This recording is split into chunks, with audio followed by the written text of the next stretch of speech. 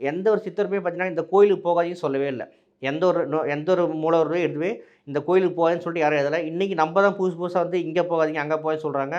நான் இன்னைக்கு சொல்றேன், கோயிலுக்கு போங்கன்னு சொல்றேன் நானு, சுடுகாட்டுக்கு கூட போங்கன்னு சொல்லுவேன் நானு.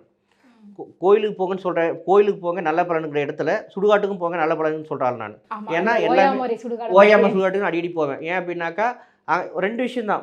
முருகர் இந்த நல்ல விஷயமா நம்ம ஒரு வேகத்துல பண்ணிட்டோம்ல. கோயிலுக்கு போறோம். எங்க? முருகர பார்த்து கோயிலுக்கு போறோம். நான் சுடுகாட்டுக்கும் போவேன். நீங்க எல்லாம் கேட்பாங்க, நீங்க கோயிலுக்கும் போறீங்க, சுடுகாட்டுக்கும் போறீங்கன்னு சொல்லிட்டு, இதே சுடுகாட்டுல தான் பழனி தண்டாயுதபாணி பாம்பன் சாமிக்கு காட்சி குடுத்தாரு. சுடுகாட்டுல. இந்த இடம் எங்க இருக்குன்னு கேட்டாக்கா, நம்ப திருப்பழனி வலசைன்னு ஒரு ஊர் இருக்கு.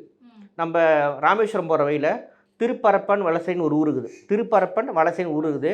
பாம்பன் சாமி வந்து பார்த்தீங்கன்னாக்கா, ஒரு சில சங்கடங்களால வந்து பார்த்தீங்கன்னா, அவருக்கு வந்து பார்த்தீங்கன்னாக்கா, நெறைய மன அழுத்தங்கள் அதிகமாயிட்டு, அவர் வந்து வெளிய தனிமை தேட ஒரு காலகட்டம். அவருக்கு வந்து பார்த்தீங்கன்னாக்கா, பழனி முருகர பார்க்கணுன்ற ஒரு பெரிய வெறித்தனம் அவருக்கு இருக்கு. அவர் பழனி முருகன பார்க்கணுன்றது தான் பெரிய ஆசையே இருந்தது பாம்பன் சாமிகளுக்கு வந்து பார்த்தீங்கன்னாக்கா. அப்ப பாம்பன் சாமி பார்த்தீங்கன்னாக்கா, எவ்வளோ முயற்சி எடுத்துமே பழனிக்கு மட்டும் போ முடியல.